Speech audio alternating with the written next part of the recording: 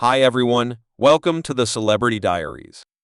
Grace Jones, a name inseparable from dauntless style and unrivaled masterfulness, has astonished the world for quite a long time. However, past the notorious stage presence and strong voice lies a day-to-day existence loaded up with surprising turns, difficulties, and despair. Today, we're not simply investigating the glitzy side of Grace Jones, her dazzling homes, rich vehicles, and great total assets, yet in addition digging into the more grave parts of her venture from the highs of worldwide distinction to the calm struggles in secret. This is a story that uncovers the valid pith of a scene legend. Everything remain with us as we reveal the untold parts of Grace Jones' life.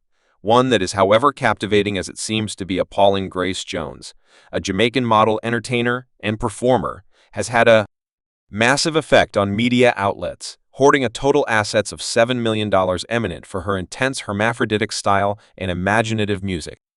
Jones turned into a notorious figure in the 1980s, impacting the dressing and drag culture and making an enduring imprint on style and music.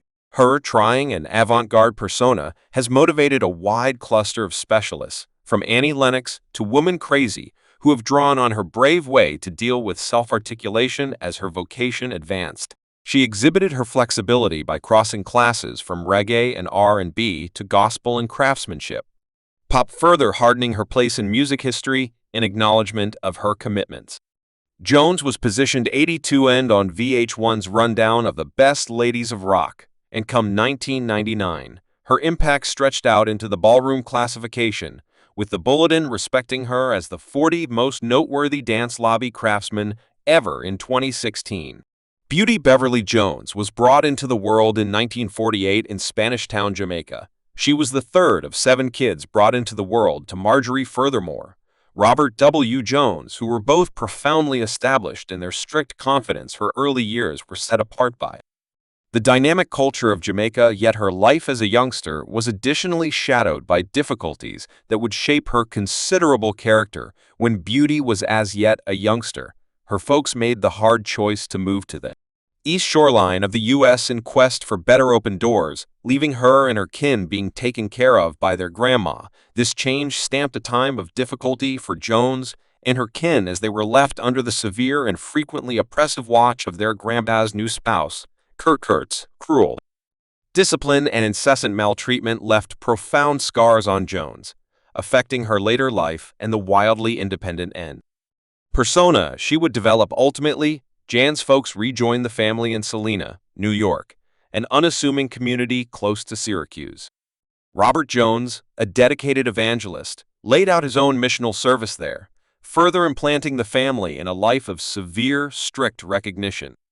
Anyway, the seeds of insubordination were at that point developing inside Beauty. While going to Onondaga local area school, she started to declare her autonomy in manners that obviously appeared differently in relation to her moderate childhood. She began drinking, trying different things with cosmetics, and drenching herself in the dynamic and different world of gay clubs, which were all an abomination to her family's qualities. At 18, Elegance's need to break liberated from her prohibitive climate drove her to Philadelphia, where she embraced the non-conformity development of the 1960s. Living in flower child cooperatives, she ended up encompassed by individuals who, like her, were looking for opportunity and self-articulation. This period was extraordinary, permitting Jones to investigate various aspects of her personality and to reduce most, if not all, connection with her past. Her venture went on as she got back to New York, where she endorsed with the esteemed Wilhelmina Displaying Organization.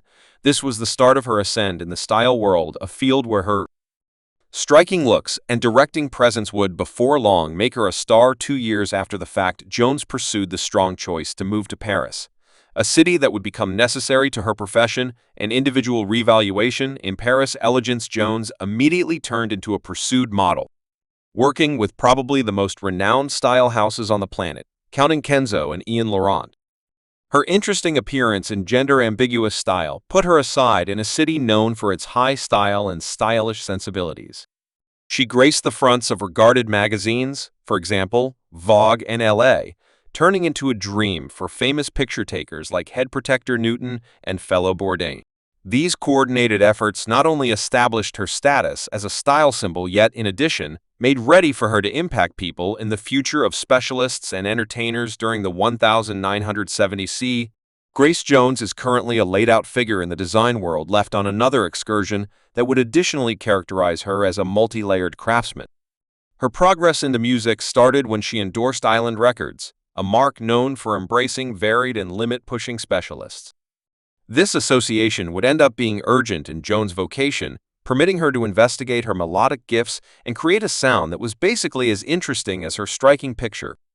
Jones' debut collection portfolio, delivered in 1977, denoted her section into the music business. The collection was a mix of covers and unique tracks, generally created by the prestigious disco maker Tom Moulton, who was instrumental in making the rich cadence sound that characterized the disco period. One of the champion tracks in the collection was Jones' understanding of the EDAPOF's exemplary love. Vian Rose, her 7-minute version of the melody, changed the French number into a mesmerizing disco song of devotion, exhibiting her capacity to reconsider and implant new life into existing material. Lay and Rose turned into Jane's most memorable significant hit, laying out her as an impressive presence in the disco scene. Following the outcome of her portfolio, Jones proceeded to dive into the disco kind with her next two collections, Acclaim and Dream. Both collections further cemented her place in the disco world, yet toward the end of the 70s, Jones was prepared to advance her sound. The beginning of the 1980s saw Jones moving gears as she embraced the arising new wave development. This progress was stamped by the arrival of her 1980 collection. Warm Leatherette, the collection highlighted coordinated efforts with the unbelievable Jamaican cadence team, Shrewd and Robbie, whose reggae-implanted beats gave the ideal scenery for Jones' profound ordering vocals. This change in style shows Jones' flexibility and her readiness to try different things with various classifications, a characteristic that would come to characterize her melodic profession 1 year from now. Jones delivered Nightclubbing, a collection that is generally viewed as her artful culmination.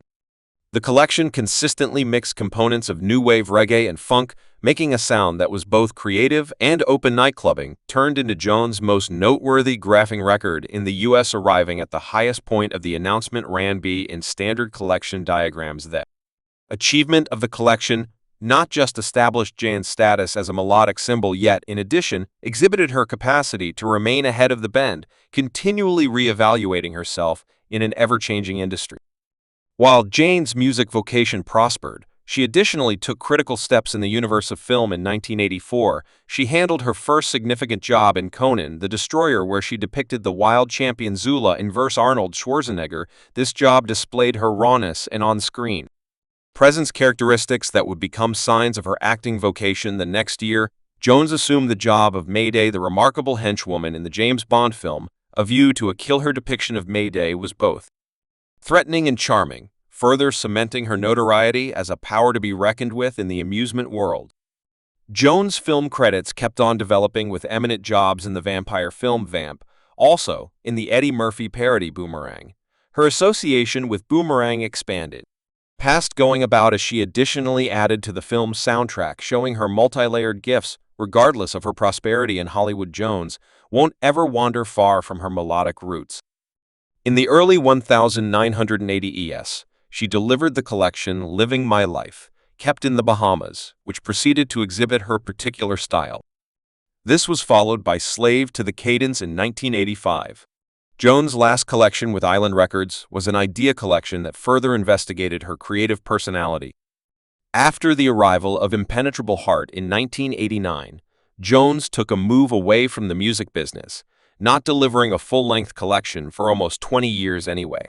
In 2008, she made a victorious return with the arrival of Tropical Storm, a collection that was both a reflection on her past and a strong explanation of her persevering through significance in the music world in the years that followed.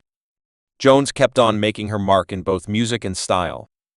In 2009, she worked together with the English producer Chris Cunningham on a design go for Shocked and Befuddled magazine, where they made a Nubian rendition of Cunningham's previous work, Elastic. Johnny. This joint effort alluded to the probability of future ventures, mixing Jones' notorious picture with Cunningham's avant-garde style. Jones' impact broadened into the following 10 years with no striking joint efforts. For example, her appearance on the melody charger from the English virtual band, Gorilla's 2017 collection People, this coordinated effort featured her progress with importance in the music industry and her capacity to associate with another age of specialists and fans in 2022. Thanks for watching this video.